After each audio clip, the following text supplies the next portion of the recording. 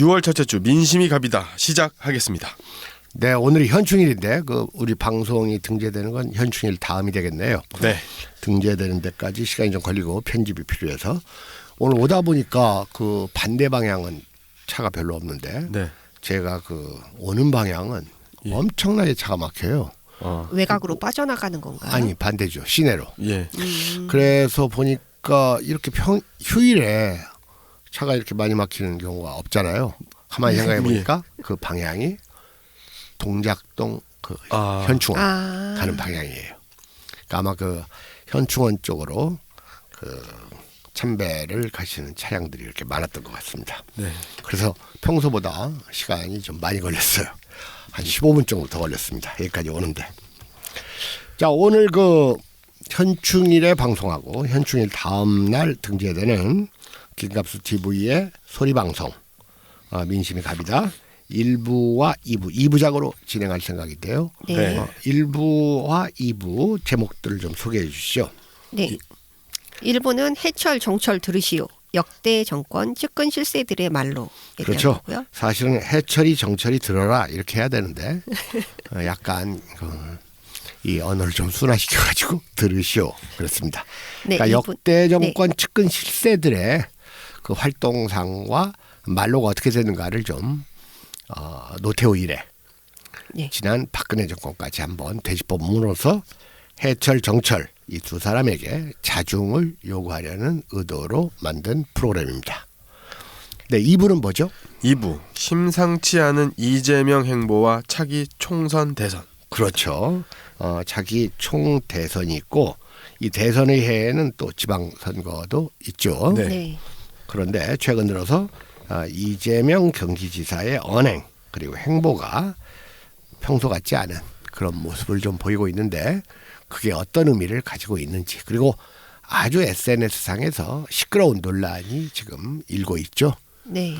서로를 비방 공격하는 정도가 냉전 분위기에서 남과 북이 서로 그 상대를 비방하는 듯한 수준으로 치닫고 있어서 뜻있는 분들의 걱정과 우려를 좀 많이 사고 있습니다. 자, 오늘 1부 시작하는 내용으로 잠깐 짚고 넘어갈 것이 이 반북 포르노지 이 조선기획의 대형 오보 사건을 좀 다룰까 그럽니다. 네. 뭐 오보했다고 정정 기사는 안 나오죠? 그렇습니다. 그리고 이 조선 얘들은 자기들이 오보를 냈을 때는 아주 천연덕스럽게 새롭게 또 보도를 해요. 근데 그게 오보였다는 말은 안 하고 다른 데에서 틀린 것이 있으면 엄청나게 지적을 합니다. 그러니까 그 내용도 오늘 좀 다룰까 그럽니다. 이번에 오보는 역시 부활 할렐루야 오보죠. 네. 네. 지난번에 김영철이 강제 노역을 당했다. 네. 그 다음에 김혁철이 미림 비행장에서 처형됐다. 그 다음에 김성혜, 네. 그 다음에 이제 통역을 담당했던 여성분 이런 분들이 다 정치범 수용소로 들어갔다. 그 다음에 김여정은 근신 중이다. 이렇게 조선일보가 톱기사로 보도했어요. 톱기사. 인터넷판도 톱기사고 종이신문도 톱기사였었어요. 네, 일면에 나왔습니다. 그렇죠. 그런데 이것이 불과 한 72시간 만에 이 뽀록 나기 시작했는데 어떻게 됐습니까? 저기 뭐야? 일단 맨 먼저 부활하신 분이 김영철 조선 노동당 부위원장이 김정은 위원장과 함께 공식 수석상에 짠 하고 나타난 거죠. 네. 2일 날입니다. 6월 2일 능라도 경기장 능라도에서 벌어진 군인 가족 예술 소조 공연 인민의 나라라는 제목의 공연을 관람했습니다. 여기에 김정은 국무위원장이 참석했고 그 옆에 김영철 부위원장이 참석했습니다. 네, 강제 노역을 하고 있다가 급히 옷 갈아입고 오지 않았나 하는 생각이 듭니다. 네. 이날 이 공연에는 최룡해 국무위원회 제1부위원장 이 최룡해 선생은 무장유격 때의 지도자 가운데 하나였던 최연 선생의 아들이죠. 네. 그 다음으로 이제 리만건, 박광호, 리수영, 김평애, 최희, 안정수, 박태덕, 박태성, 김영철, 김수길, 김기남 등 중앙위 간부들 및 인민군 지휘부 그리고 중요 예술단의 창작가들이 이 자리에 동석했다라고 했습니다. 예. 지금까지 이제 그런데 또 근신 중이라는 예. 그 김여정 네. 그 김여정 부부장은 오히려 그 어느 자리에 또 나타났죠? 김여정 이제 부부장은 네. 이설주 여사의 옆자리에 앉았습니다. 네, 3일에 있었던 대집단 체조와 예술 공연 인민의 나라 개막 공연에 네. 예, 전에는 뭐 한 번도 공개석상에서 바로 옆자리에는 안 앉았다고 그러는데 이설주 여사 바로 옆자리에 앉아서 공연을 관람했습니다. 네, 그게 이제 그 여성들이고 가족이니까 리설주 옆에 김여정이 그냥 앉은 것 정도로 우선은 봐야 될 것 같아요. 그걸 가지고 또 이쪽 기레기들이 또 오히려 서열이 올랐다. 이건 좀 성급한 추정이죠. 그런 건 네. 나중에 보도해도 될 건데 이 한국 기레기들은 너무 성급해요. 팥죽 끓듯이 그냥 극과 극을 오가는 보도들을 하는데 그런 건 그 조중동뿐만 아니라 한경호도 방향이 좀 달라서 그렇지. 네. 크게 볼 때는 그 사실 보도를 하지 않는다는 점에서 비슷하다고 할 수가 있습니다. 우리가 그 조선일보의 그 오보 퍼레이드를 한번 그 되짚어볼 필요가 있어요. 예. 그 조선일보의 그 오보 중에서 가장 큰 대형 오보는 1980년이든가요. 80년대죠. 87년에 86년입니다. 86년 11월 17일자에 김일성 총맞아 피살.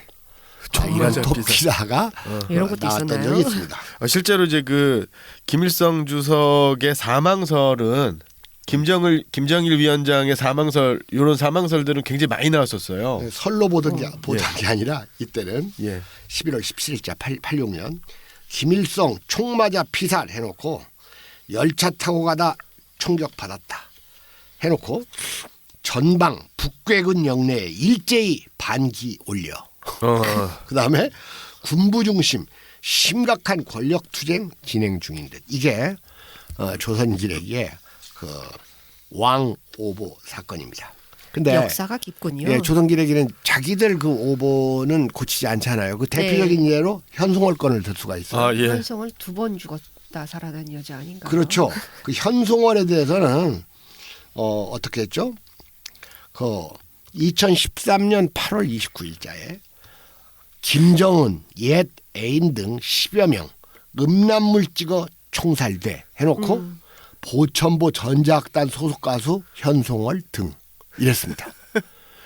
그런데 이 현송월 여사가 평창올림픽에 그 예술단을 이끌고 아주 보무당당한 모습으로 출연을 했죠. 네. 그랬음에도 불구하고 이 조선일보는 이 오보 기사를 삭제도 않고 있어요.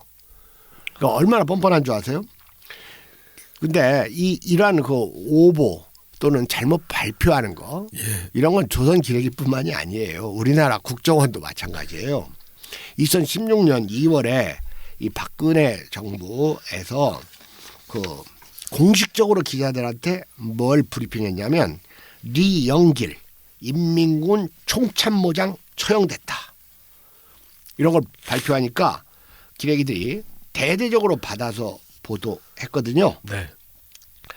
그런데 이게 이제 가짜로 판명 났어요. 리영길이 다시 이제 부활을 했어요. 네. 그 무덤에서 회칠한 무덤에서 이제 네. 다시 이렇게 살아나왔거든요. 그래서 조선일보가 사설로 이런 거짓 발표나 했어야 되느냐 이런 걸 또 조선일보가 냈던 적이 있습니다. 지금 그 아직까지 확인이 안 되는 사람은 그 미림 비행장에서 총살됐다는 김혁철이에요. 예, 김혁철.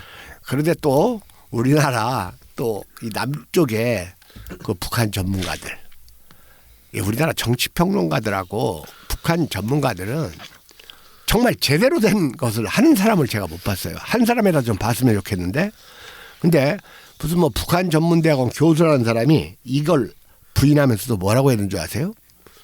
북에서는 예. 처형할 때 강건 군관학교 예. 강건이죠. 거기를 이용하지 비행장을 이용하는 적은 없다. 아, 그러면서 그런 데서? 처형이 아니다. 그게 무슨 논리가 됩니까? 그러니까 그런데 아직 김혁철 그 선수는 아직 안 나타나고 있어요. 네. 네. 그러니까 이제 그 CNN 측에서 무슨 뭐 당국의 조사를 받고 있다. 조사를 받는 게 아니라 서로 그렇다면 이제 복귀를 하는 거겠죠. 예. 지난번 회담이 이제 어떻게 됐는지 그런 정도로 봐야 됩니다. 김성애 통일 전선부 통일 책략실장은 정치범 수용소에 보내졌다. 그다음에 통역을 맡았던 신혜영도 정치범 수용소에 갇혔다. 아니 무슨 통역을 잘못했다고 북에서 이렇게 정치범 수용소에 보내고. 근데 이걸 조선일보도 모르는 게 아니에요. 알아요. 아는데도 이 보도가 나오니까 댓글의 99%가 다 그걸 믿는 거예요. 네. 네. 그래서 이 남북 화해부의 분위기를 어떻게 해서든지 찬물을 끼얹고 냉전 세상으로 돌아가야지 조선일보는 영업이 되잖아요. 그리고 위력을 발휘하고. 그래서 그런 것 같아요. 저 그런 말씀을 좀 들으니까요. 그 강원도 지역 같은 경우는 김진태 같은 애들이 계속 국회의원을 달지 않습니까? 네. 아, 이게 조선일보의 그 영향력이 상당하구나. 정말로 우중은 개돼지와 다르지 않는가 이런 생각을 하게 되기도 하고 그렇습니다. 그런데 이제 이런 오보가 터지니까 이 자한당에서야 그냥 곧장 이것을 또 이용하죠. 네. 그러면서 김영철 노동당 부위원장이 강제노역 등 처벌을 받았다고 하니까 정용기 자한당 정책위원장이라는 사람. 이 정책위원장이면 이게 당 3역으로 네. 아주 고위급 당 간부 아닙니까? 이 정용기는 또 이걸 그냥 받아가지고 아마 그 천안에서 열린 그 공무원 교육원 대강당에서 개최된 그 국회의원 당협위원장 연석위였었던 모양이에요. 그러면서 야만성과 불법성, 비인간성을 뺀다면 어떤 면에서는 김정은 국무위원장이 문재인 대통령보다 지도자로서 더 나은 면도 있는 것 같다. 다시 말해 신상필보를 확실히 했다. 네. 신상필보를 확실히 했다는 점에서 김정은이 낫다. 그랬더니 민주당은 이런- 난리가 났죠. 민주당만 난리 났습니다. 이런 코미디에 더 진짜 코미디는 정의당이 정의당이었죠. 반응했죠. 정의당이 또 어떤 반응을 보였어요? 국가보안법 위반이다. 고무찬약이기 때문에 라고 해서 종북몰이를 했습니다. 그러니까 정의당 최석 대변인이 이 정용기 발언에 대해서 북한이 좋으면 북한으로 가라. 가라. 이런 말을 했어요. 예. 네. 우리가 이제 종북도 있고 친북도 있지만 꼬북이라는 게 있어요. 꼬북. 꼬북이 뭐냐면 꼬우면 가라 북으로. 이제 그런 거거든요. 꼬우면 북으로 가라를 이게 그 태극기 부대 자한당 애들이 쓰던 건데 그걸 받아가지고 정의당도 똑같이 이제 자한당한테 한번 복수하는 의미로 썼다고 좋게 말하면 볼 수가 있지만 이건 국가보안법의 실체를 겉으로는 부인하는 정당 입장에서 국가보안법을 위반했다고 하면서 북으로 가라는 꼬북 공세를 취한다는 것도 이 상당한 아이러니라고 할 수가 있어요. 이 분단 체제가 이 우리 사회를 말 그대로 희극으로 몰아가고 있는 일이 어제 오늘이 아닙니다. 네. 근데 갈수록 조금씩 나아지는 건 사실이에요. 그래서 지난번에도 제가 이런 말씀을 드렸지만 뭐 종북이라고 했다고 해서 그걸 명예훼손이다. 그게 이제 영국이나 미국에서는 꽤 그러는 모양이에요. 그 명예훼손을 인정해 아주 상당한 그 배상금을 물게 하는데 재판에서 네. 자꾸 그런 식으로 하니까 종북이라는 말을 했다고 해서 그 말을 한 사람을 이제 처벌을 하는 거 저는 그런 것까지 다 반대해요. 네. 자꾸 그러니까 이제 종북 논란이 생긴단 말입니다. 그러니까 종북이라고 말하는 놈이 그냥 바보가 돼버리는 사회가 돼야 되는 거거든요. 그런 점에서 좀 여전히 아쉽습니다. 근데 갈수록 나아지는 건 사실이에요. 예, 뭐 요즘도 한심하지만 옛날에는 훨씬 더 했어요. 네. 옛날에는 기차 같은 데에서 이런 빨갱이보다 나쁜 놈 이런 말을 하면 그 사람도 바로 그냥 소리 소문도 없이 감옥에 가가지고 10년 15년씩 살았어요. 심지어는 김성칠 선생 그 6.25 일기를 보면 이런 게 있어요. 그 보안대나 방첩대 같은 데서 네. 심심하면 전화 걸어요. 학교에다가. 그래가지고 당신네는 왜 지붕이 빨개? 이거 갖고 시비 걸어요. 그러면 그 지붕에다가 급하게 이제 페인트로 딴 색깔 칠하는. 그러니까 조금 낮은 건 사실이에요. 제가 대학 때 뭐 1학년 때인가 2학년 때 그 학술상 문학 분야에 응모를 했는데 네. 당선됐는데 발표를 못했어요. 그게 뭐냐? 그 분단을 미국이 주도했다는 내용이 조금 들어있는 소설이거든요. 근데 그걸 그냥 제가 이제 제가 다녔던 그 동국대학교 학술 문학 부분, 학술상 문학 부분을 받긴 받았어요. 근데 그 소설을 발표가 안 됐습니다. 그러니까 그런 정도도 발표를 못하던 때예요. 네. 근데 이건 조금 논점이 벗어나는데 이제 그 뭐 상 받으러 오라고 해가지고 내가 총장실에 갔거든요. 예. 뭐 정재철인가 하는 사람이 총장인데 사람이 좀 가벼워요. 딱 보니까. 그것도 무슨 상을 준다고 하면서 이 상패 주면서 나한테 악수하면서 에이 김갑수 흔해 빠진 이름이야 딱 그러는 거예요. 예. 그래 내가 총장님 그 상 주는 자리에서 남 이름이 흔해 빠지고 말고 그런 말을 왜 해요. 안 받아 하고 내가 딱 정결적으로 나와버렸습니다. 그렇지 않아도 가기 싫었는데 마지 못해서 갔더니 어떻게 그 상 받으러 온 학생한테 총장이라는 자가 그런 예의 없는 말을 지금 갑자기 그게 떠오르네. 네. 그러니까 제가 그때만 하더라도 그 정도를 가지고 발표를 못하고 그랬었어요. 소설이. 제목이 학명이라는 제목에서 단편 소설이었는데 근데 지금은 이제 그런 말 다 하잖아요. 네. 낮은 건 사실인데 낮았다고 해서 지금이 좋다는 뜻은 아니라 아무튼 지금 이렇게 종북 가지고 논의 된다는 것 자체가 문제가 있고 사실은 이런 건 미국으로부터 온 현상이에요. 그 미국의 그 메카시즘. 그리고 요즘도 그 미국이라는 나라는 자유로운 나라인 것 같지만 실제로 이 커뮤니스트 공산주의에 대한 그 극도의 혐오감과 그리고 그 상대를 공산주의자로 몰아서 그 매도하고 소외시키는 이런 현상은 심각하게 있는 나라입니다. 그런 점은 우리가 한번 짚고 넘어갈 필요가 있을 것 같습니다. 자 여러분에게 좀 우리 방송에 대해서 공지를 드리겠습니다. 우리 김갑수 TV는 2012년 말부터 그 소리방송 민심이 갑이다를 시작했습니다. 국가 권력에 위축되지 않는 비위축, 특정 세력과 타협하지 않는 비타협, 세속대중에 영합하지 않는 비영합의 3비 원칙을 지금까지 근 8년 나름 지켜왔다고 자부합니다. 민갑으로 모 신문과 방송에 소속되어서 팟캐스트를 할 때는 이 3년 동안 물론 이 출연료 같은 건 일체 없었고 매주 교통비와 식사비를 써가면서 했는데요.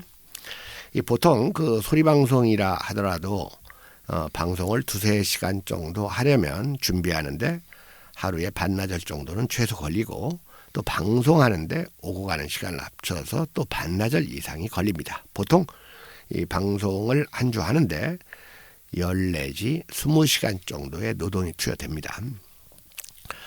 민심이 갑이다가 따로 독립해 나온 지가 5년 차인데요.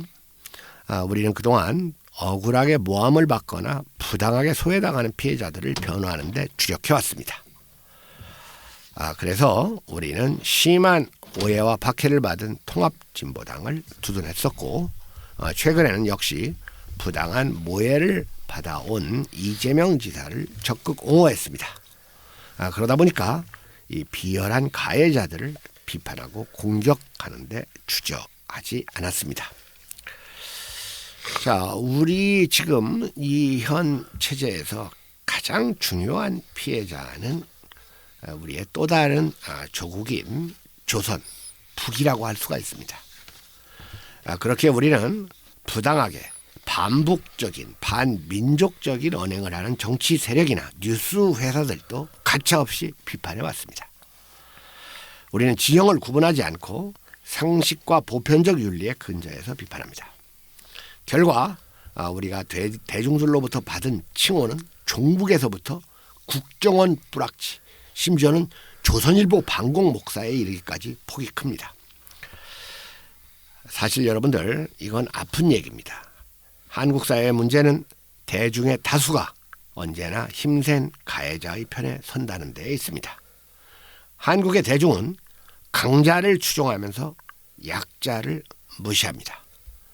물론 이런 현상은 비단 한국만의 일이 아니고 다른 나라도 마찬가지입니다. 이 사이비 지식인들과 뉴스 회사들의 영향 탓이라고 보겠는데요. 청취자 여러분, 우리는 작년 10월 방송 모델을 유튜브로 확장을 하고 영상 방송을 추가했습니다. 그래서 소리 방송에서는 주로 정치 시사, 영상 방송에서는 교양편, 역사와 백권대학 강의를 내보내고 있습니다. 여러분도 알듯이 우리 방송은 별로 인기가 없습니다. 유튜브를 시작한 지 6개월이 지나서야 겨우 구독자가 1만 명을 넘어섰는데요.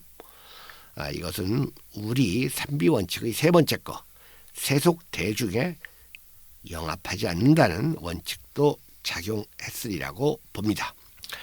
그런데 우리가 이렇게 오랫동안 방송을 해오다 보니까 본의 아니게 제4원칙이 생겼는데요. 이 방송에서 경제적 이익을 추구하지 않는다는 비영리의 원칙입니다. 우리 민심이 갑이다와 백권대학 이 소리방송과 영상방송을 내보내고 있는 이 김갑수 TV는 올 여름 8월 달부터 영상방송을 좀 확대하려고 하고 있습니다. 우리 방송 경비는 여러분들이 투척하시는 자율 청취료에 의거하거나 김갑수의 책을 판매해서 충당하고 있는데요. 일단 김갑수 TV의 자율 청취료 투척 계좌를 알려드립니다. 한국시티은행 541-12023-268-01 김갑수 민갑입니다. 자율 청취료는 말 그대로 자율입니다. 여러분들이 그 때와 액수를 가리지 않고 우리 방송을 들을만 하다, 그리고 주머니 돈에 여유가 있다 싶으실 때 언제든지 투척해 주시기를 갈망합니다. 자율청취료 투척 계좌 공지를 잠깐 했습니다. 네. 자, 그러면 1부의 본 프로그램으로 들어가도록 하죠. 네. 이 최근 들어서 전해철이 한동안 경거망동을 일삼아왔고, 예. 이어서 지금 양정철은 좀 또 다른 방향으로 이 돌발적이고 과장된 행보를 연속해서 하고 있어요. 예. 이 전해철의 그 가장 큰 경거망동은 그 자기가 무슨 그 문바들의 지지를 받고 있다는 이유 하나만으로 하나도 실적도 없으면서 그저 경기도에서 국회의원 한번 당선된 걸 가지고 네. 경기도지사에 출마를 하면서 이재명 성남시장 출마자를 근거도 없이 모해하고 특히 그 중에서도 해경궁 김씨건을 터뜨려가지고 교묘하게 마치 그 트위터 정의 계정 계정주가 이재명 지사의 부인인 것처럼 몰아갔죠. 그렇죠. 그러면서 그 문바들을 또 추동시켜가지고 김부선이나 공지영 이런 거에 좀 지원을 하게 만드는 언행도 교묘하게 했고, 무슨 해경궁닷컴이나 궁짜싸 같은 거에 대해서도 사실 음성적인 네. 이 지원을 한 것처럼 보여요.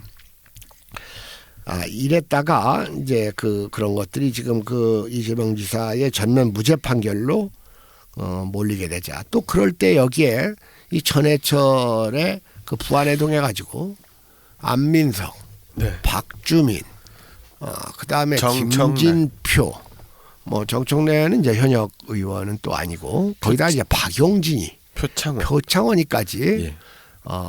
그저 문파 실세라니까 어떻게 그냥 이 한가닥지 함께 걸쳐 보려고 그랬는지 근거 없는 모해 공작을 벌였어요. 그리고 또 네. 그 국회의원들은 밑에 있는 시의원, 도의원을 시켜서 뭔가를 시키고. 예, 그런 이야기는 조금 이따 좀 자세하게 할 생각이고요. 그랬다가 이제 머쓱해지고 그러니까 이번엔 또 양정철이 나타나가지고 무슨 그 노무현 대통령 10주기 자리에서 네. 무슨 그 유시민이 조국이를 띄우면서 뭐 출마를 시킨다거나 네. 그 주제 넘은 얘기들을 하더니 또 서훈 국정원장과 또 그 밤에 그 강남의 한정식 집에서 만나서 또 그 많은 사람의 우려와 의심을 사더니 또 자기가 민주연구원 원장으로 또 이렇게 취임을 했잖아요. 네. 네. 그러면서 뭐 2달째 나한테 그걸 맡아달라고 했는데 고심을 하다가 맡았다 그랬는데 이해찬 대표의 말을 들으면 자기가 그거 하겠다고 해서 그 자리 준 거다. 이렇게 또 달라요 말들이. 예. 그러더니 서울 국정원장만 만난 게 아니라 또 전격적으로 무슨 박원순 서울시장, 네. 이재명 경기지사를 또 가서 뭐 하나 있는 것처럼 내가 보기에 양정철은 지금 전형적으로 호가호위하고 있는 거예요. 호가호위 아시죠? 네. 네. 그 완전히 그 호랑이가 뒤에서 자기를 이렇게 봐주고 있는 것처럼 이런 행세를 하고 있어요. 거기다가 이제 복복이 문희상 국회의장도 만났습니다. 그렇죠. 네. 그래서 상당히 이렇게 과장된 허세를 부리고 있어요. 네. 그런데 이런 것들이 지금까지 우리가 그 이호철 선생을 제외하면 지금 그 전해철과 양정철이 이미 권력의 핵심 측근 실세로서 보일 수 있는 이 불미스러운 일들을 그리고 우려할 만한 징조들을 이미 충분히 보일 만큼 보였어요. 네. 그래서 오늘은 이 역대 정권들의 측근 실세들이 어떠했으며 그들의 말로가 어떻게 됐는가를 그 노태우 때부터 지금 문재인 때까지를 한번 복기해보는 일종의 최현대 역사라고 생각을 하시면 되겠습니다. 네. 정상적으로 그 대통령 선거가 치러졌다고 볼 수 있는 그 1980년의 당선자 노태우 87년이죠. 80년이 아니라 87년이죠. 예. 그렇죠. 87년의 당선자 노태우 때부터 그때부터 이제 대통령 직선제라는 게 됐으니까요. 네. 네. 물론 뭐 부정선거나 무슨 뭐 이런 건 이제 따로 논의하기라고 또 꼭 이런 말하면 그게 정상선거냐고 꼭 이제 지금 거기서 그러는데 아무튼 그때 노태우가 그 김영삼과 김대중을 물리치고 당선됐던 건 사실 아닙니까? 그렇죠. 예. 그런데 이 노태우 때의 측근 실세하면 떠오르는 사람이 있죠. 박철원이죠. 박철원. 예. 황태자, 월계수 뭐 이런 게 떠오릅니다. 월계수회. 예. 그러니까 그 월계수회를 만들어 가지고 노태우를 이제 당선시키면서 노태우 핵심 측근 실세 노릇을 했잖아요. 예, 정무장관까지 하고. 최근에 지금 예. 그 서훈이나 양정철 이 사람들이 무슨 뭐 재수회를 만들어 가지고 그 문재인 대통령을 당선시키는데 노력했다. 역사는 자꾸 반복되는 거예요. 그럼 우리가 박철원에 대해서 한번 생각을 해보죠. 실제로 박철원이 아까 말씀하셨던 대로 청와대 정무비서관 그다음에 안기부죠. 국가안전기획부 특별보좌관을 지냈었고요. 네, 검사 출신인데 이제 안기부 쪽으로 네. 공직을 맡기 시작했어요. 그리고 이제 그 1980년에 국가보위 비상대책위원회 법사위원으로 이제 검사 시절에 파견 근무가 됐었던 거죠. 그게 국보위라는 거죠. 예. 네. 그리고 나서 노태우가 대통령이 당선되니까 13대 전국구 요즘으로 치면 비례대표죠. 전국구 의원 되고 노태우의 그 육공이라고 하죠. 육공화국의 황태자 이런 별명을 얻으면서 승승장구했습니다. 이제 이렇게 되는 데는 이 박철원이 이 노태우의 손아래 처남이었어요. 네.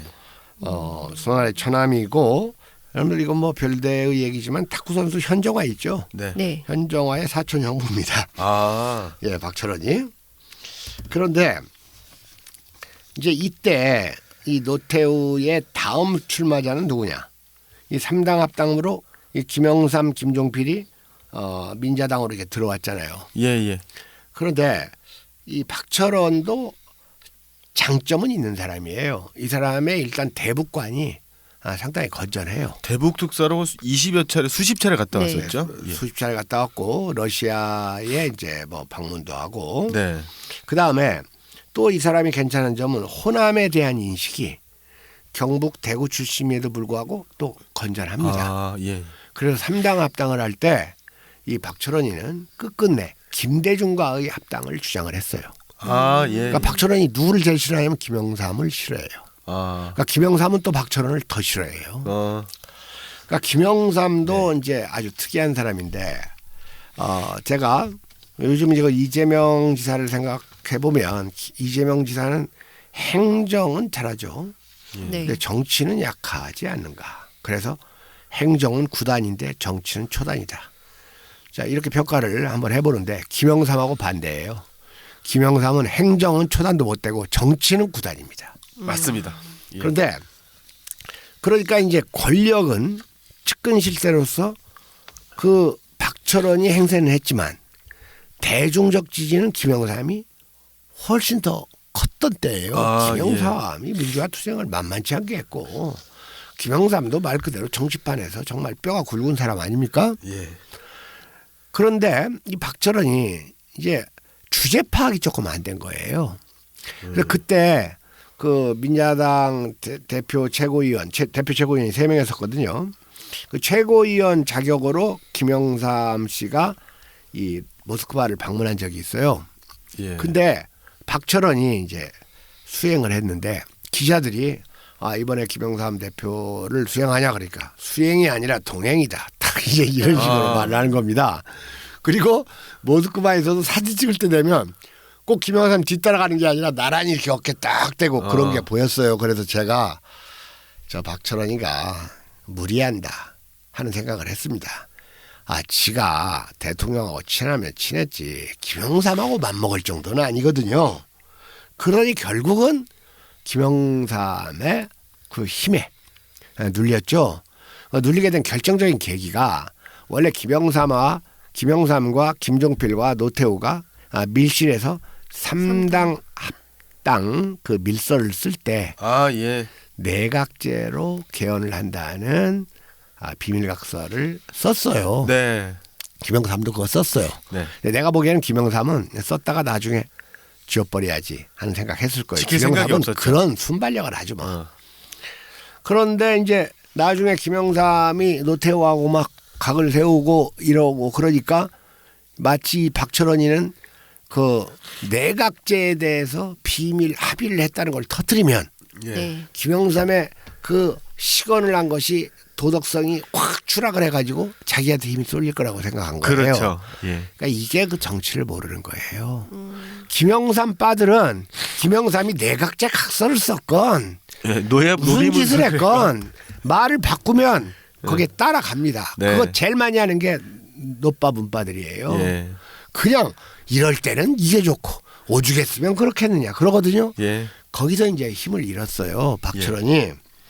그래가지고 이 박철원의 후반부가 어떻게 됐습니까? 좀 비참하게 됐죠. 일단은 탈당을 했었고요. 네. 그러고 나서 이제 그 당시에 그 정주영 후보를 지원했었죠. 네. 그 전에 김영삼이 대통령에 당선된 후에 슬롯머신 사건으로 네. 징역 1년 6개월을 받아가지고 의원직을 상실하고 빵에 들어갔어요. 예, 그때 같이 구속됐던 사람이 엄삼탁이라고 네. 그 안기부 차관보를 지냈었고요. 안기부 비서실장, 병무청장 지냈었던 사람입니다. 그랬다가 같이. 이 마지막에 박철원이 취해져가지고 이제 탈당하고 그 다음에 뭐 당 만들고 어쩌고 하다가 이제 뭐 그 대구에서도 낙선을 하는 그런 그 몰락을 경험했고 나중에는 또 그 무슨 어떤 여자한테 비자금을 또 사기당해가지고 네. 아이고. 무슨 여자 교수 출신한테 아주 이 추한 몰골을 보였죠.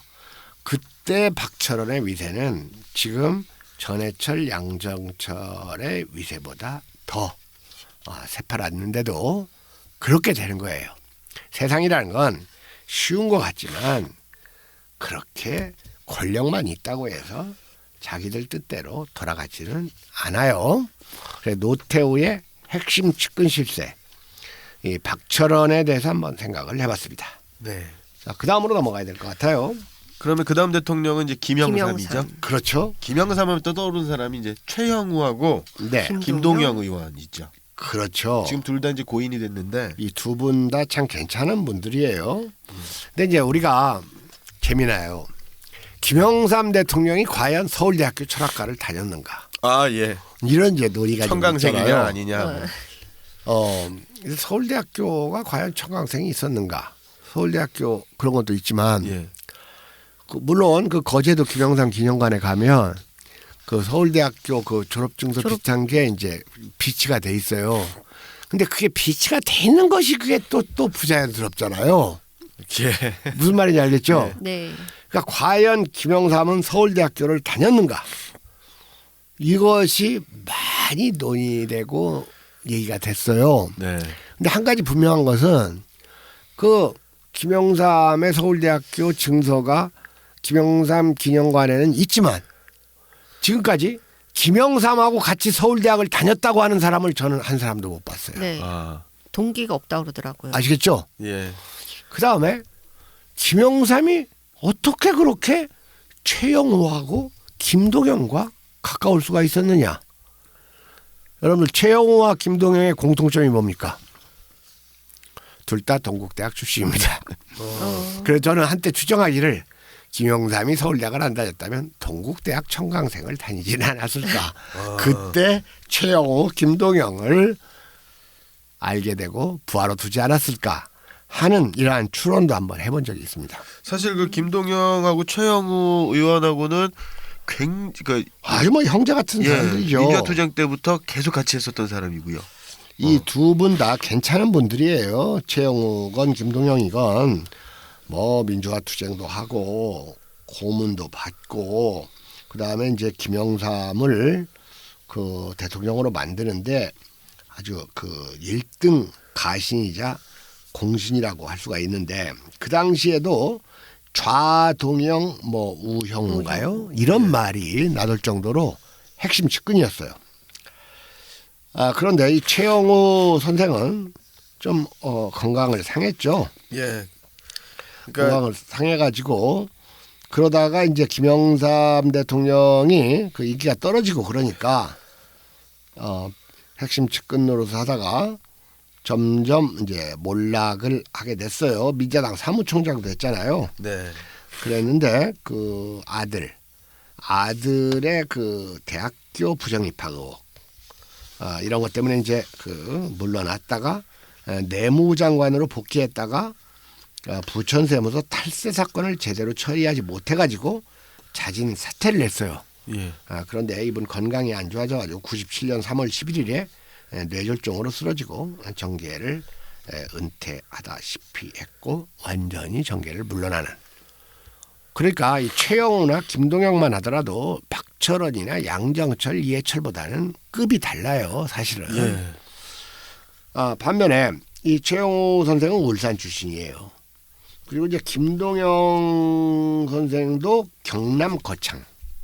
말하자면 불경 사람들이에요, 둘 다. 예. 그러니까 우리나라에서는 이념이고 뭐 정치적 동지고 뭐가 없습니다. 마지막 가면 영원하면 갈라져요. 지역. 그게 그 지역이라는 것이 고향이라는 것이 본능적인 겁니다.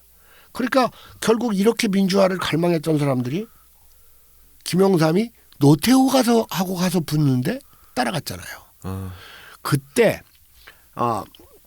부산 출신이면서도 안 따라갔던 노무현이 그런 점에서 조금 앞서는 사람인데 문제는 또 노무현은 김영삼 쪽에서 비주류였거든요.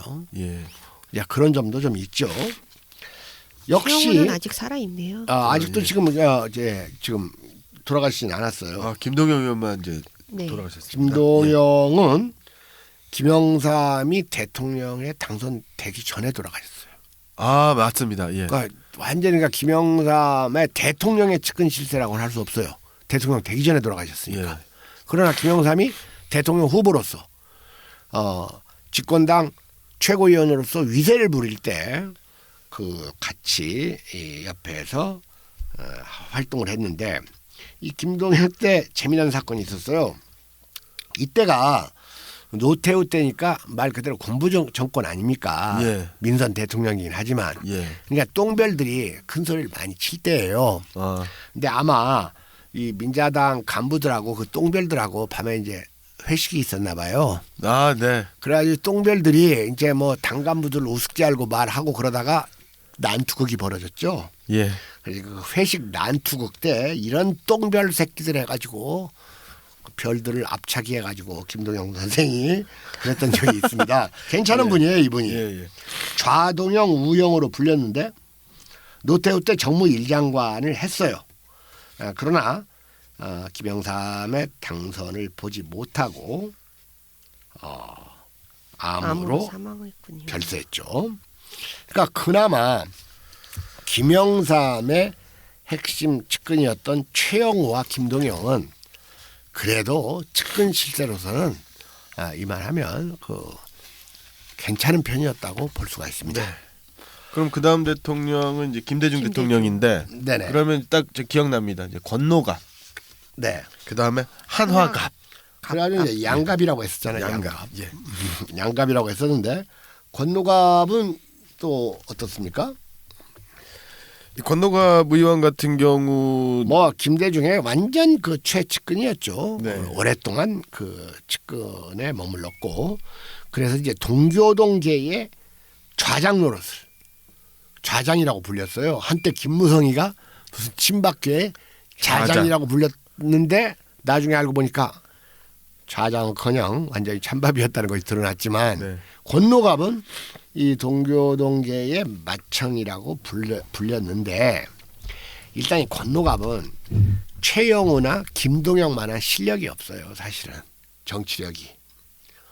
그러니까 배후에서는 일을 잘할 줄 몰라도 최영우나 김동영은 정치력도 있었거든요. 그래서 이 권노갑은 실세이긴 했지만 김대중 정권이 들어가지고 당에서 이 정풍운동 같은 게 일어나고 그걸 이제 정동영이 주도했죠. 네. 그런 거에 밀려날 정도로 정치력은 없었어요. 그래서 그때 막 생각났었던 게 이제 부인이 그 돈가스 가게를 했나 이래가지고 이렇게 해서 어렵게 살았다 뭐 이런 얘기도 하고 또 재판에도 좀 많이 좀 연루가 됐었죠. 많이 이제 말썽을 많이 비리에 많이 관련이 됐죠. 원래 이제 그 DJ의 그 조직과 자금을 관리했었어요. 그리고 이번에 그 양정철 이해철 그 양정철이나 전해철처럼 김대중이 당선되니까 어떤 공직도 받지 않겠다라고 선언을 했었던 사람들이에요. 똑같아요. 하는 짓들이 네. 다 똑같잖아요. 그런데 이제 김대중이 대통령 되니까 완전히 최고 실세 행세를 했어요. 이렇게 행세를 하니까 그 정월 초하루에 권노갑이 집에 세배를 오는 사람이 1,000명 했었어요. 네, 1,000명. 그리고 권노갑의 아들과 딸 결혼식에 2,000명, 4,000명의 하객이 몰렸습니다. 이런 그러나 2002년도 들어서 진승현 그 부정 사건에 휘말려 가지고 네. 몰락을 했죠.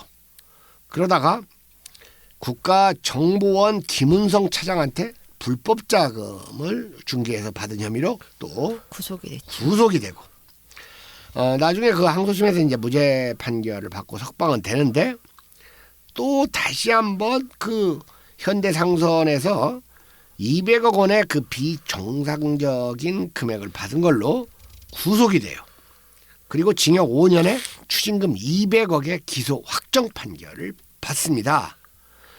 그러니까 200억이나 됐다는 게 이건 개인 착복은 아니고 정치자금으로 썼다는 것으로 인식이 돼가지고 정치인들한테 그 욕은 안 했어요. 이와 함께 이제 한화갑도 있었어요. 한화갑이 여러분들 서울대학교 물리과 출신이에요. 외교학과. 그러니까 사람들이 한화갑이 뭐 대단한 실력이나 있는 줄 알았어요.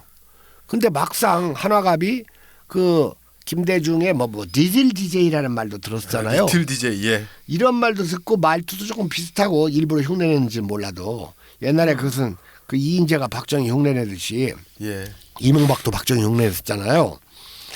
그랬는데 막상 이 사람이 그 막 후에서 활동을 하다가 막전으로 나오고 이 사람 말하는 거나 행동하는 걸 보니까 수준이 너무 낮은 거예요. 예. 그렇기 때문에 이제 일단 그 대중에게 그 인식을 좋게 하는데 실력이 드러나 버렸어요. 그러니까 이 사람의 이 말년은 참 어떻게 보면 추할 정도였습니다. 이 사람이 이제 그 옛날에 그 뭐 새정치국민회의, 새천년 민주당 이런 게 이제 김대중 때의 그 집권당의 이름 아닙니까? 네. 그러면서 그 새천년 민주당에서 대표 최고위원으로 선출될 때까지가 이 사람의 그 전성기였다고 할 수가 있어요. 예. 그러나 대선 과정에서 이제 노무현과 반목을 하게 되고 노무현 탄핵에 찬성표를 던집니다. 그리고 열린우리당으로 저쪽은 가고 이 사람은 새천년 민주당에 남아가지고 새천년 민주당이 9석으로 쪼그라들죠. 네. 그랬다가 또 불법 정치자금 수수 혐의로 집행유예 형을 받아가지고 의원직을 상실하게 돼요. 예. 물론 사면 복권은 됐지만 광주에서 무소속 출마해가지고 당에서 공천을 받은 통합민주당 공천을 받은 강기정한테 밀려가지고 낙선을 해요. 그리고 또 새누리당으로 갔네요. 네, 그렇다니까요. 그러다면서 뭐 당을 재건한다 어쩐다 하다가 무소속으로 신안무안에 출마했다가 떠나시죠. 또 신인한테도 밀려요. 그러니까 내가 그랬잖아요. 딱 드러나 보니까 너무 실력이 없고 낡았어요. 저 한화가 어떤 사람일까? 근데 어느 날 텔레비전에서 말하는데 이건 너무 아는 것도 없고 낡아 빠졌고 그런 거예요. 그러니까 배우에서 집사 노릇이나 했어야 될 사람이에요. 내가 볼 때. 그런데 뭐 그 기레기들이 실세라니까 그냥 막 뭐 이렇게 보도하니까 이제 과장됐었거든요. 이 사람이. 그런데 이 사람이 아무리 노무현이 싫어도 그랬지 박근혜 편으로 가게 된다 그겁니다. 18대 그 대선에서 김대중의 아랫사람들 중에서 한화갑이 한광옥이 양한 씨 이게 아주 추앙골을 모여가지고 박근혜 쪽으로 가죠. 예. 그래가지고 이제 그러다가 별 볼일 없어지니까 막 종편에도 출연해가지고 이제 정치평론가 노릇을 하는데 참 제대로 먹히지 않았죠. 이 김대중 선생한테 한화갑이 그 다음에 한광옥이는 이건 반성문 써야 돼요. 이래서는 안 되죠. 아무리 친노한테 찬밥 대우를 받았다고 하더라도 박근혜 편에 가가지고 박근혜 선거운동을 지원한다는 거 그건 말이 안 되는 거예요. 큰 원칙과 작은 원칙을 구별하는 원칙 혼동의 오류를 범한 거예요. 구별하지 못하는. 그렇게 될 경우에는 물러나는 거죠. 자연인으로 돌아가는 거고. 네. 그러니까 이 김대중 대통령의 측근 실세였던 권노갑과 한화갑은 김영삼의 측근 실세였던 김동영 그리고 최영호보다 실력도 없었고 경력도 일천했고 정치가로서 능력도 없었기 때문인지 세계관도 부족하고 큰 원칙과 작은 원칙을 구분하지 못해가지고 스스로 끝이 아주 비루해지는 삶을 살았다. 이렇게 볼 수가 있습니다. 네.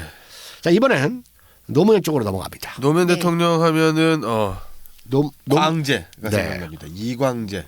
그 다음에 네, 이광재와 안희정이죠. 예. 네. 네, 이때도 뭐 똑같이 그 김영삼 때처럼 무슨 뭐 좌이정 우광재인가 뭐 우이정 우광재이 좌이정인가 뭐 이런 말이 떠들 정도로 핵심 측근 실세들이 했죠. 예. 제가 알고 있는 그 어느 작가 상당히 정치적인 작가라서 몇 번 만나다가 교제를 끊은 작가가 있어요. 근데 그 작가의 아버지가 돌아가셔서 그 여의도 성모병원에 갔어요. 예. 영안실에. 그 성모병원에서 이제 뭐 소주 한잔하고 안주 놓고 이렇게 혼자서 이렇게 마시고 있는데 옆에 둘이 옆자리에 무지하게 무슨 뭐 친한 사람 둘이 막 그냥 아주 딱 붙어가지고 예. 완전히 무슨 동성연애처럼 붙어가지고 소주를 마시고 있어요. 그래서 이렇게 보니까 이광재하고 안희정이에요. 그랬던 적도 있고 한 번은 세종문화회관 뒤에 그 좁은 길 있지 않습니까? 네. 그런데 그 세종문화회관 뒤쪽에 누가 이렇게 딱 어떤 여자가 약간 나이에 맞지 않은 애교를 떨면서 어떤 남자한테 이렇게 하고 나와요. 이렇게 하고 나오는데 그 뒤에 그 여자를 부르듯이 하면서 한 4, 5m 간격을 두고 어떤 남자애가 나오는데 보니까 이광재예요. 아, 저건 정상 사이는 아니겠구나 하는 느낌을 가졌던 적이 있습니다. 아, 이광재와 특히 이광재는 이제 돈 문제에 그 노무현 추모 열기에 힘입어 가지고 몰락을 했다가 원래 이제 노무현 말기에 지지율이 막 5% 7%로 몰락했잖아요. 그래서 이제 노무현 패족이라는 말을 들었지 않습니까? 네. 그래서 완전히 몰락했다가 그 노무현 추모 열기에 이제 회생을 해가지고 강원도에서 그 뭐 강원도 지사로 네, 강원도 지사. 이제 복귀를 화려하게 네. 제기를 했다고 볼 수가 했었는데. 있는데 네. 지사가 되자마자 그냥 바로 이 부정 사건에 연루됐죠. 예. 그리고 이건 이제 그 확인은 못했습니다만은 많이 이런 말들이 다 돌았어요. 삼성으로부터 받은 돈을 관리하는 게 이광재였다. 이런 말들을 많이 해요. 지금도 그 이광재 전 의원 전 지사죠. 지금 여시제 중앙일보 쪽에 그 재단이 있죠. 거기에서 좀 활동하고 있습니다. 여시제 아마 대표일 거요. 예. 예, 그런데 지금 이 사람이 이제 아마 그 삼성과 노무현 정부의 그 중간 역할을 좀 하지 않았는가 싶어요. 그런데 그때 그 노무현 정부의 그 말하자면 그 브레인들이 이제 모여가지고 회의 같은 거 하잖아요. 네. 그런데 이광재가 딱 하면 상감처럼 무게 잡고 딱 서면 다들 기립하고 뭐 인사했다 이런 말을 또 들은 적이 있어요. 근데 이제 이광재도 몰락을 하죠. 몰락을 해가지고 당선된 지 불과 1개월 뒤에 집행유예 판결을 받아가지고 도지사직이 박탈되죠. 네. 그리고 이제 대법원에서 확정돼가지고 지사직을 상실하고 그 다음에 그 말하자면 이 사람은 원래 이제 이렇게 되면 10년간 출마를 할 수가 없거든요. 네. 그러니까 2021년까지 지금 강제로 정계 은퇴가 된 사람이에요. 그러니까 이 사람이 2021년 되면 최근에 뭐 사면복권 말도 나돌았지만 이제 지금 2019년 아닙니까? 네. 네. 그러니까 뭔가 지금 뭐 이렇게 권토중래할 왜냐하면 이 사람이 젊으니까. 네, 65년생이니까. 그러면서 이 사람이 지금 그 여시제 원장이에요.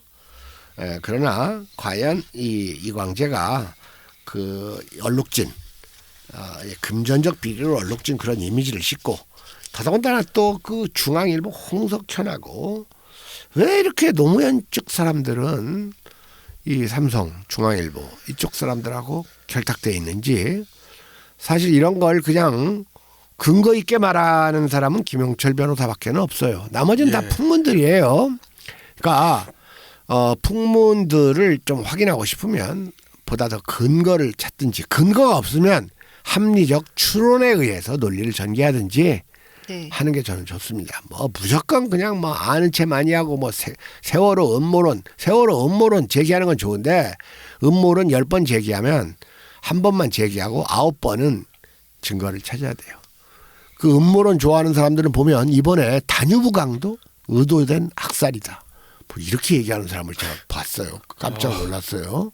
예. 그러면서 그 강에 뭐 숫자가 뭐 666이 써 있었다는 거 와. 하여튼 뭐 아주 한국 사람들 너무 아는 게 많아가지고. 근데 무엇이든지 사람은 주장은 할 수가 있습니다. 단 어떤 주장도 근거와 함께 주장하는 이 노력은 우리가 부단히 해야 될 것 같습니다. 이제 안희정이 어떻게 됐는지 사실 그 안희정이 그 노무현의 그 총대를 맨 사람이죠. 네. 요 노무현이 갔어야 할 감방을 사실 안희정이 갔다고 봐야 되지 않습니까? 예. 그러니까 이제 노무현이 안희정 보면 뭐 눈물이 난다 이런 말도 했잖아요. 근데 역시 그 노무현 추모 열기에 편승해가지고 이제 그 충남지사로 복귀를 하고 지난 2017년 선거에서는 16년입니까? 17년 5월이죠. 아주 유력한 대권 주자로 부상하고 아주 유능한 그 도지사 지방자치단체장으로 떠올랐는데 이 사람이 자꾸 이렇게 좀 보수 성향을 끌어안는 쪽에 예. 그러면서 이제 박정희를 존경한다는 쪽으로 이렇게 갔죠. 그러나 천만 뜻밖에도 갑자기 터진 미투 회오리 바람. 그렇죠. 그리고 손석희한테 한 방 맞아가지고 그냥 나가 떨어지고 말았습니다. 예. 2심에서 3년 6개월을 받고 지금 복역 중인데 네. 완전히 그 폐가 망신한 상태인데 물론 안희정 지사에 대한 그 판결이 과하지 않았는가 하는 여론도 상당한 그 힘으로 존재하는 게 틀림없는 일입니다. 네. 자, 그러면 이제 노무현 때 이광재와 안희정이 있다면 이명박 때는 또 누가 있었죠? 특임장관 이재호가 있습니다. 이재호가 있었죠. 네. 이재호가 말 그대로 그냥 이명박의 모든 것에 다 찬성을 해주고 지원을 했죠. 그래가지고 완전히 막 실세처럼 받았는데 이재호가 이게 그 민중당 하던 운동권 출신 아닙니까? 김문수. 이 운동권 출신이 상당수가 공통적으로 보이는 현상은 실력이 없는 거예요. 이건 엄밀한 말이. 여러분들 제가 운동권을 비하하는 게 아닙니다. 사실을 그대로 얘기하는 거예요. 지금 운동권 출신 중에서 집권당에 있는 사람 누굽니까? 이인영, 전대협 의장하던 사람 아니까. 임종석. 예, 임종석. 어쨌든 전대협 의장했으면 운동권의 핵심 꽃 아닙니까? 예. 이번에 임종석이 나경원을 비판을 하면서 하는 말을 보세요. 그 말 수준을 보면 그냥 알아요. 왜 나경원 원내대표는 이렇게 코스프레를 많이 하는지 매우 유아틱하다 이런 말을 써요. 유아틱하다. 그 유아틱보다도 더 저질의 말을 가지고 집권당 대표라는 사람이. 그러니까 이재호건 김문수건 실력들이 너무 없어요. 예. 그러니까 이명박이 백으로 완전 실력은 갖췄지만 지가 무슨 뭐 김영삼이 흉내낸다고 뭐 그냥 어디 들어가서 툭 가면 이렇게 치과하는 스타일 있잖아요. 네. 그거 하나 먹힌 건 김영삼이에요. 네. 김영삼은 노태우하고 붙었다가 이제 막 거제도 가가지고 그렇죠. 항상 걔는 무슨 일만 있으면 거제도 아버지 찾아갔었어요. 그때 김영삼은 지지자가 있었기 때문에 이렇게 먹힌 거예요. 근데 그것도 없으면서 무슨 툭하면 가서 뭐 칩거하는 거 이게 이제 손학규 이재호의 실책이죠. 그 툭하면 또 대장정 가는 거 제호하는 또 황교안이가 또 그거 예. 그런 짓이 나오고 그런데 이재호가 실력이 너무 없는 거예요. 아까 그 하나갑처럼. 그러니까 뭐 문국현이한테 국회의원도 떨어지잖아요. 밀렸죠. 예. 그러니까 뭐 측근 실세건 뭐건 이 도덕성과 실력 두 가지가 중요해요. 그러니까 이재호는 지금 뭐 지난번 대선에 출마했죠 또. 네. 대선에 출마해가지고 몇 표 얻었는 줄 아세요? 10,000표 얻었어요. 10,000표. 이 사람이 장관도 하고 국회의원도 하고 정권 실세에 있었던 사람들이 이 10,000표 아마 13명 중에서 12등인가? 12위. 12위. 예. 13명 중에 12등 했고 네. 그 당 이름이 늘 푸른 한국당입니다. 네. 벌써 이름 짓는 거 보면 수준이 나타나잖아요. 지금은 자유한국당이죠. 네. 늘 푸른 한국당. 늘 푸른 한국당이요? 늘 푸른? 예. 예. 네, 이름 늘 짓는 거 푸른. 보면 수준이 드러나는 겁니다. 그러니까 실력도 없으면서 실세노로 났으면 전면에 나서지 말고 끝까지 자기가 모셨던 지도자를 위해서 일을 하는 게 이게 정상적인 거죠. 자, 시간이 좀 지나고 있는데 박근혜 때는 그래도 김기춘이를 꼽아요. 물론 이제 측근 실세는 우리 최순실 여사님. 상황 대통령이 있었지만 이 최순실은 너무 많이 알려졌고 정치인이 아니니까 정식. 박근혜 하면 그래도 측근 실세로 위력을 부린 게 이제 김기춘이죠. 물론 최순실한테는 항상 깜빡 죽었다고 하더구만요. 네. 김기춘이야말로 정말 오랫동안 이 권력 자리 양지를 찾아다녔던 사람 아닙니까? 검찰총장, 법무부 장관, 네. 3선 국회의원, 대통령 비서실장, 많이 했네요. 옛날에 그 대법관을 했던 그 검찰 뭐 중수부장도 했죠. 안대희가 있었죠. 예. 이 사람이 자기 IQ는 130인데 김기춘은 170이다. 이런 말을 한 적이 있어요.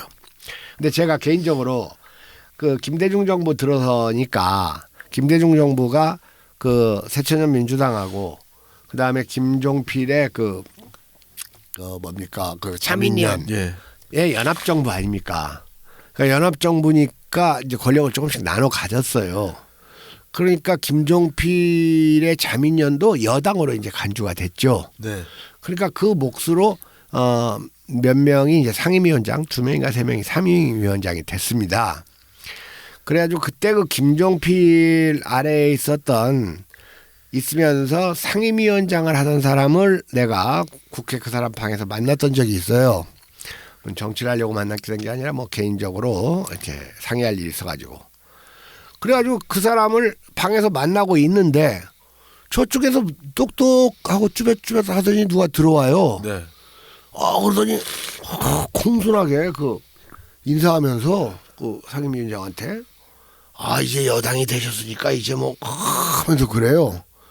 그래서 내가 속으로 저 새끼 좀 많이 본 놈인데. 그래서 내가 하더니 막 별것도 아니고 그 사람이 그 자민련 무슨 뭐 원내 총무가 하던 사람인데.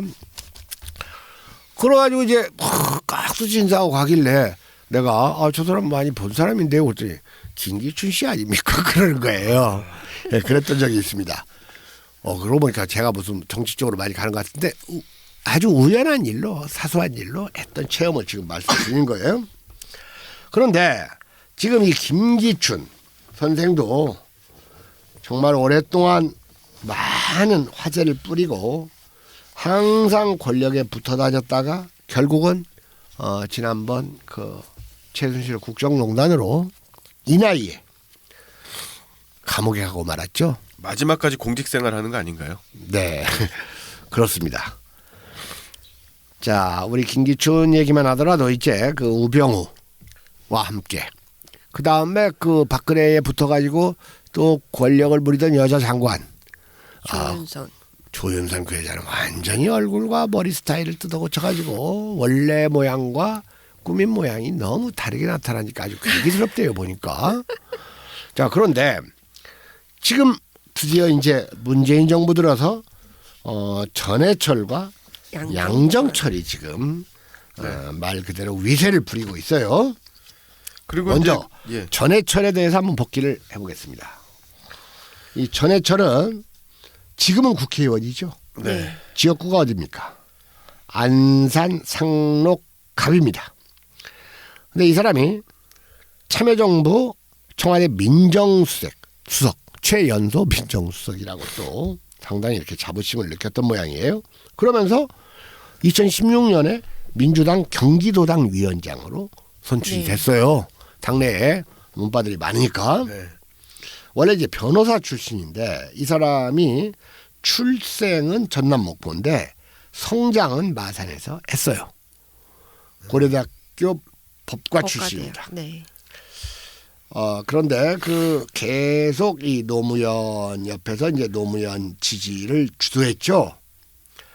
그리고 아까 얘기했듯이 청와대 민정수석도 했고, 그 다음에 그 이명박 정부하에서 박연차 게이트 수사할 때 문재인하고 같이 그 변호 역도 맡았고, 문재인 캠프에 들어가서 열심히 일한 것도 사실입니다. 그러나 그 비문들의 세력이 만만치 않았어요. 지난번 대통령 선거 전에. 네. 그리고 측근 식세들의 그 전행과 행포가 자꾸 문제시 되니까 이 사람들이 대선 2단을 조금 남겨놓고 그 실세들은 모두 사퇴하겠다 해가지고 사퇴 쇼를 벌였죠.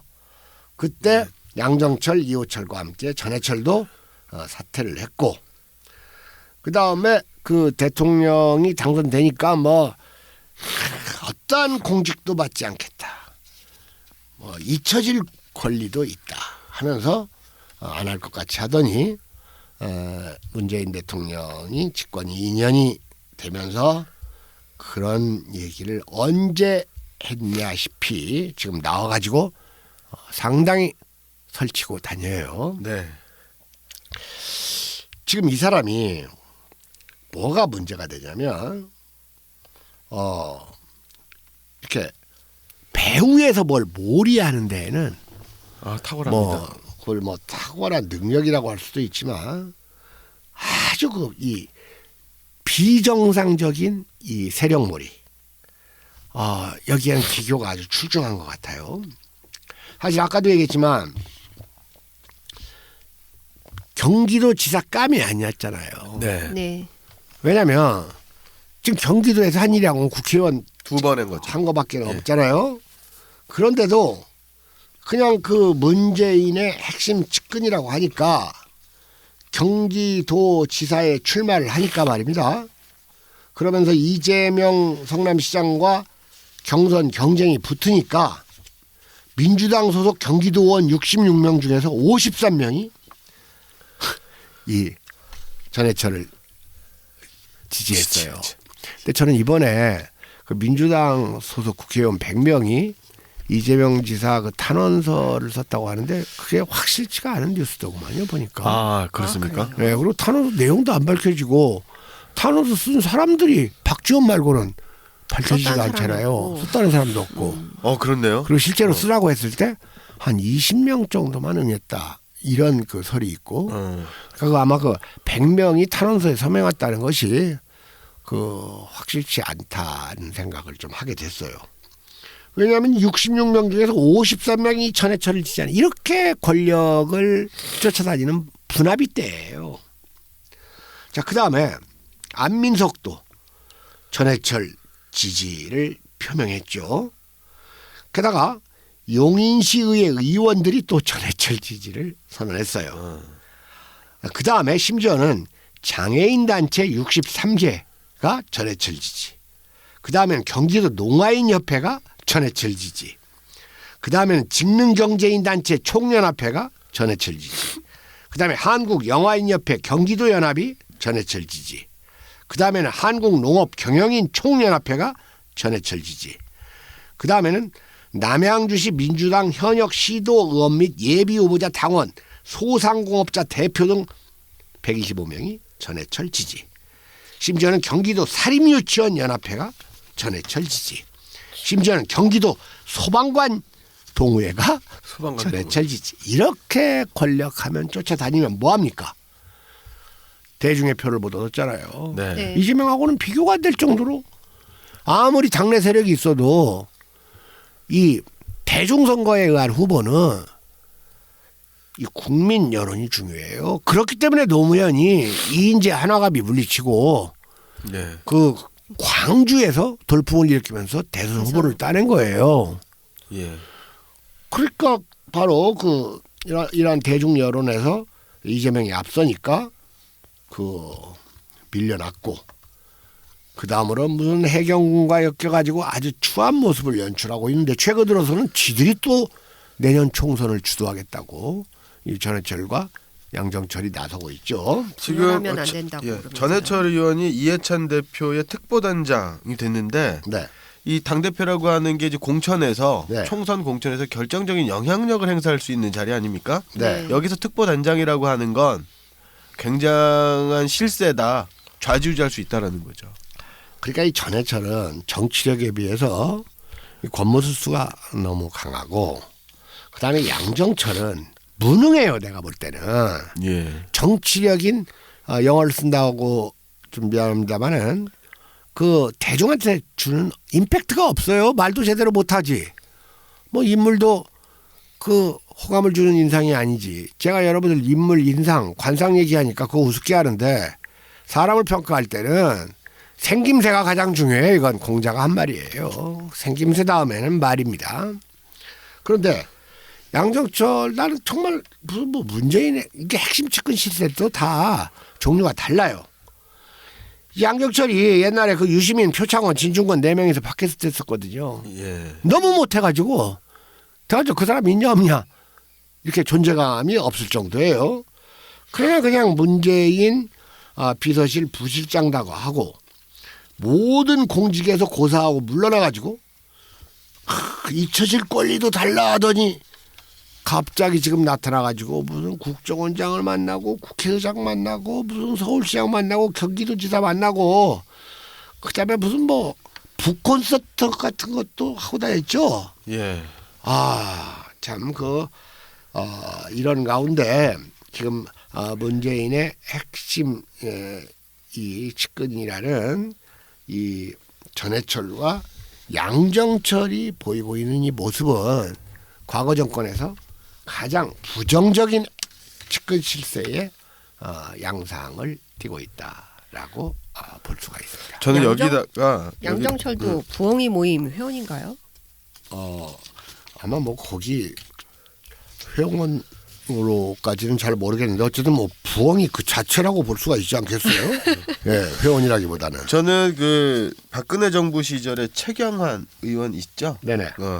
친박 간별사. 네네. 진박과 친박을 이렇게 그런데 저는 양정철과 그다음에 전해철 그다음에 네. 이런 두 사람이 친문 간별사 역할을 하지 않을까.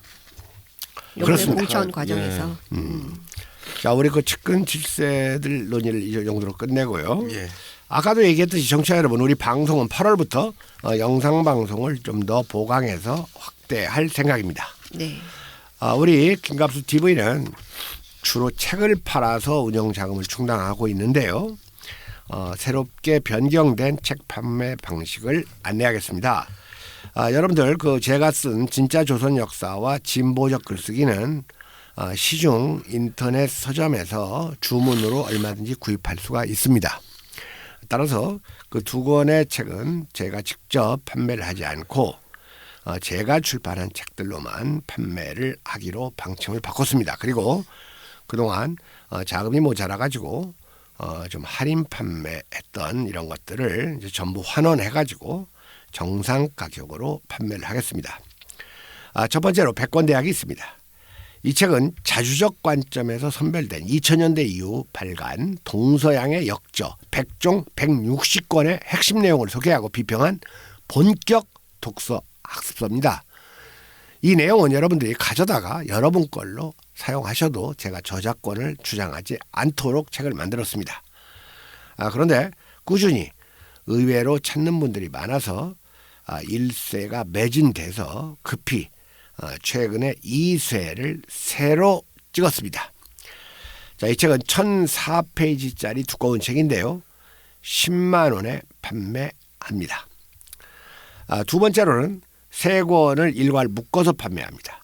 근현대 역사소설 압록강을 넘어서 한국전쟁 역사소설 전쟁과 사랑, 그리고 현대 역사 평론 에세이집 미래를 위한 과거, 이 셋 다 제가 집필한 책인데요. 이 세 권 일괄 판매 방식으로 6만 원이 되겠습니다. 따라서 10만 원짜리 백권대학과 6만 원짜리 이 세 권의 책을 따로 주문하셔도 되고, 이 백권대학을 포함한 세 권의 책 4권을 한꺼번에 구입하실 경우에는 4권을 한꺼번에 주문하실 경우에는 15만 원. 그러니까 10,000원 적네요. 합친 금액보다 아주 짜죠. 15만 원에 판매를 하겠습니다. 주문 방법은요. 한국시티은행 541-12023-268-01 김갑수 민갑에 해당 대금을 투척하시고 전화문자 번호 010-5264-2300에 수신 이름, 주소, 우편번호, 전화번호를 입력하시면 곧장 우송해 드립니다. 주말을 제외하고 늦어도 이틀 정도면 책을 받으실 수가 있습니다. 일단 청취자 여러분, 본인이 읽으시면 가장 유익하고 주변 지인에게 선물용으로 활용하셔도 좋을 것 같습니다. 우리 방송에 자율 청취료를 내는 방법 외에 책을 구입해 주시는 것도 본격적인 청취료 투척 행위가 된다는 점을 여러분에게 환기해 드립니다. 자, 오늘 1부가 좀 길었죠? 네. 1시간 넘었습니까? 네, 1시간이 넘었습니다. 이걸로 마치겠습니다. 네.